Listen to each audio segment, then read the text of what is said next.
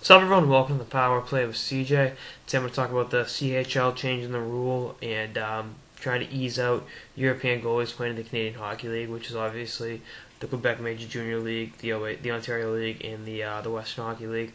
It's disappointing. I think it's racist for one. I mean, you're banning guys because of their ethnic heritage. I mean, where they were developed more than anything, and it's also a sign of Canadian inferiority complex. I think, the rest of the world has caught up to Canada in hockey. I mean, they haven't won the gold medal at the World Juniors in 4 years. That was a tournament that they were shoo-in for the gold every single year, and countries like the U.S., Sweden, and Russia are right there.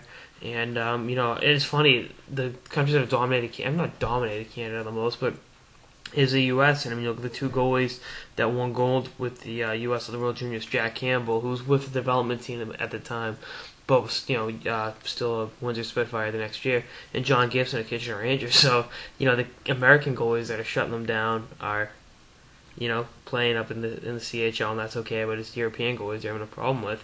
I think Canada just can't accept that the rest of the world has caught up with them. And I can say that it's like a broken record saying that, but I don't think this is the right way to do it. I don't like the import rule. I'm not opposed to the import draft, but I really don't think you should have a limit on the amount of European kids you should have in your team. That's not fair to them. If they can play, they can play. And where a player's nationality and ethnicity should have nothing to do with whether or not they're on a team or on waivers or whatnot. And I think it's detrimental to the Canadian Hockey League on the whole, because you can't advertise yourself as the preeminent junior hockey league in the world, and then cut down on European players in the league. It doesn't make any sense. And then to only cut out one position is ridiculous. Right now, you can for this upcoming import draft, you can only draft a goalie in the first round. Otherwise, you can't draft them. And then 2014, there will be no goalies at all, and I don't think I've found anyone that's in favor of this rule. And you look at Europeans that have had success, the non-goals, Yakupov in the CHL, Yakupov, Grigorenko, Landeskog, guys like that. Even Alexander Radulov with the Quebec Ramparts. I mean, going back further, Chara played in the Western League.